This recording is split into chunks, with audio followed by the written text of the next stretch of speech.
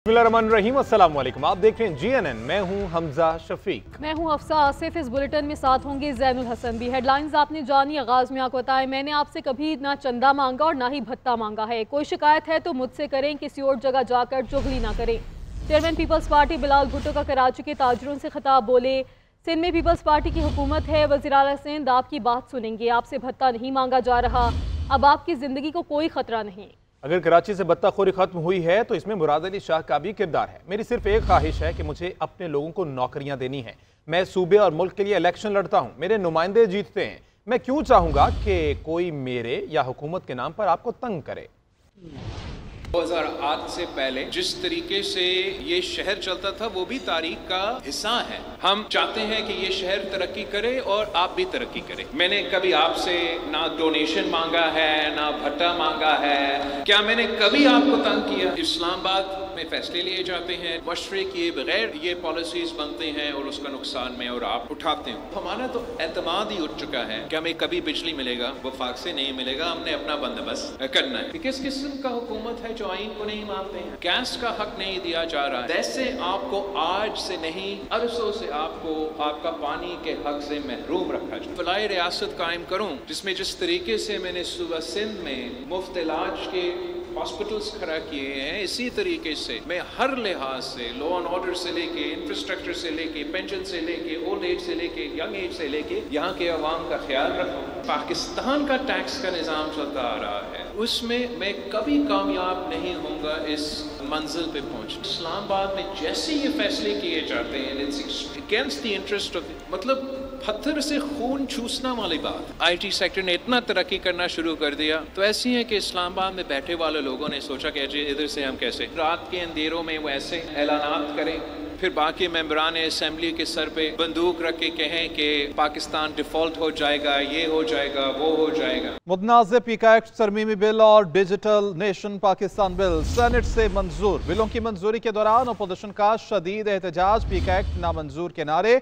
Opposition leader और अरकान ने चेयरमैन सेनेट डाइस का घेराव भी किया। सेनेट प्रेस गैलरी में मौजूद सहाफ़ियों ने भी वॉकआउट किया।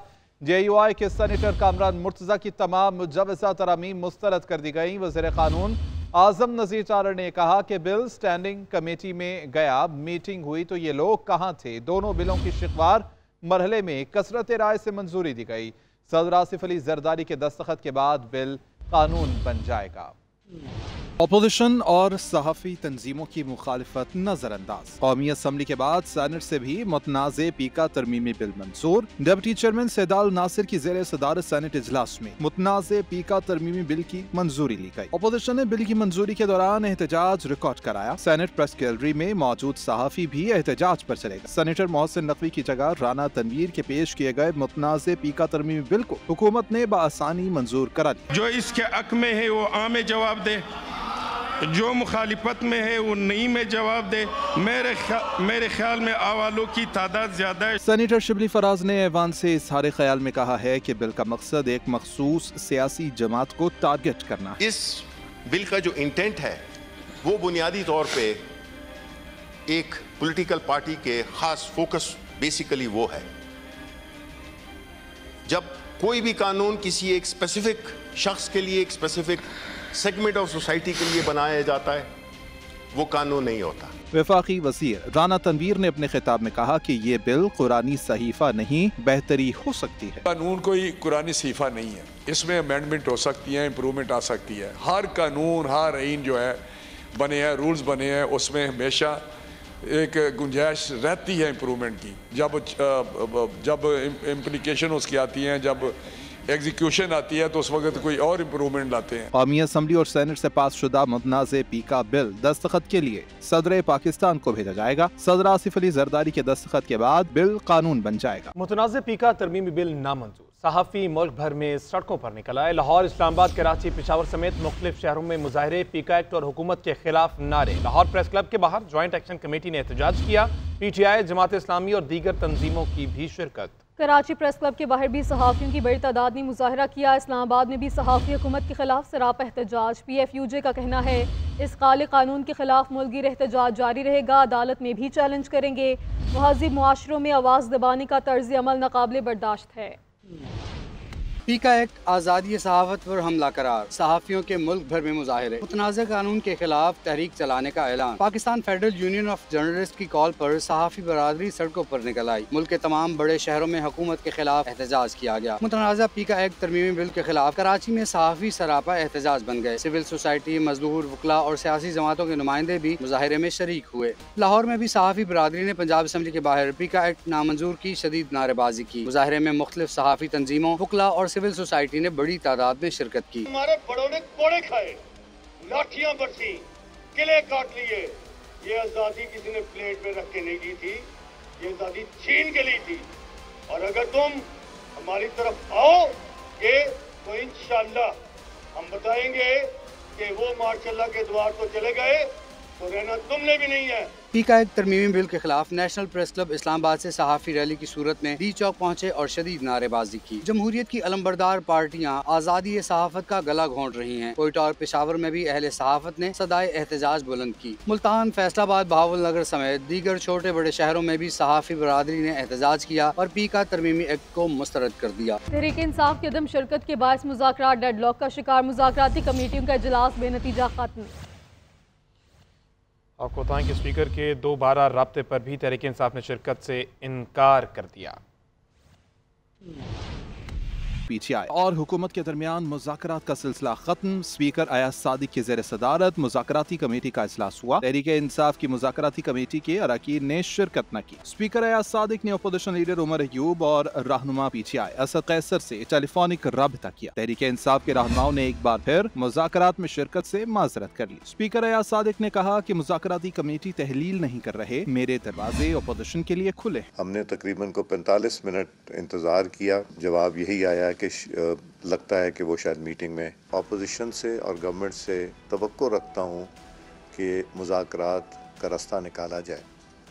جب مذاکرات ہوتے ہیں تو مذاکرات میں یہ نہیں ہوتا کہ شرائط پہلے سے رکھی جائیں۔ نائب وزیر اعظم اسحاق ڈار نے کہا کہ ہم اگر اجلاس میں آئے ہیں تو کچھ نہ کچھ لے کر آئے ہوں گے۔ ہماری مثبت کوشش ہے کہ بات چیت آگے بڑھے۔ مناسب ایک رویہ نہیں ہے کہ انہوں نے فیصلہ کر لیا ہے۔ میں ابھی بھی اسپیکر صاحب نے جیسے فرمایا کہ امید کرتا ہوں کہ ان کی اپوزیشن جو ہے وہ واپس اس کمیٹی میں اسپیکر صاحب کو رابطہ کرے گی۔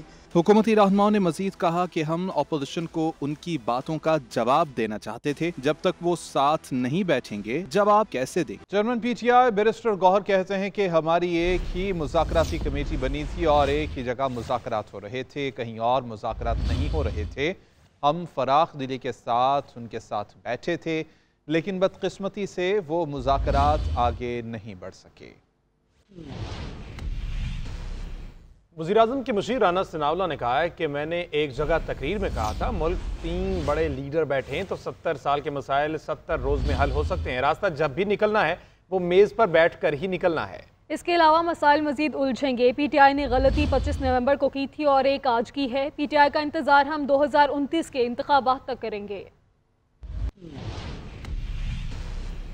ابھی آپ کو بتائیں تحریک انصاف کے وفد نے اسلام آباد میں مولانا فضل الرحمان سے ملاقات کی۔ Chief election commissioner, election commission کے 2 ممبران کی تعیناتی اور سیاسی صورتحال پر مشاورت کی گئی۔ میڈیا سے گفتگو میں عمر ایوب نے کہا کہ 9 مئی اور 26 نومبر پر جوڈیشل کمیشن نہ بنانے پر مذاکرات ختم کیے۔ جے یو آئی اور پی ٹی آئی کی قربتیں پھر بڑھنے لگیں۔ تحریک انصاف کا وفد مولانا فضل الرحمان کی رہائش گاہ پہنچ گیا۔ سربراہ جے یو آئی سے طویل ملاقات کی اور مذاکرات کے حوالے سے آگاہ کیا۔ ملاقات میں چیف الیکشن کمشنر اور 2 ممبران کی تعیناتی کے حوالے سے مشاورت بھی کی گئی۔ دونوں جماعتوں کے درمیان معاملات کو آگے بڑھانے کے لیے 2 رکنی کمیٹی قائم کر دی گئی۔ ملاقات کے بعد میڈیا سے بات چیت میں عمر ایوب کا کہنا تھا کہ ڈیل نہ ڈھیل، آئین اور قانون کے مطابق اسیروں کی رہائی چاہتے ہیں۔ سلمان اکرم راجہ بولے، بانی پی ٹی آئی کی ہدایت پر مولانا سے ملاقات کی ہے۔ جہاں پہ بنیادی چیزیں جو ہماری ڈیمانڈز ہیں کمیشنز کے بنانے کی، آپ کے 26 نومبر کی، 9 مئی کی، وہ نہیں بنی، اور اس کے ساتھ ساتھ پھر جو ہمارے اسیران کی رہائی آئین اور قانون کے مطابق، اس لیے ہم لوگ مذاکرات میں نہیں گئے۔ ہم نے مولانا سے یہ بھی استدعا کی کہ اب اس ملک میں آئین کے تحفظ کے لیے ہر جمہوریت پسند کو اکٹھا چلنا پڑے گا۔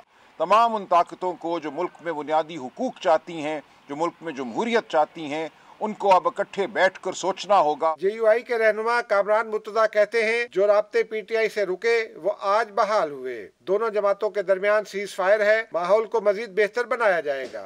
दोस्त आज काफ़ी वक्फे के बाद तशरीफ़ लाए थे और वो राब्ते जो कि दरमियान में रुके हुए थे वो आज बहाल हुए हैं।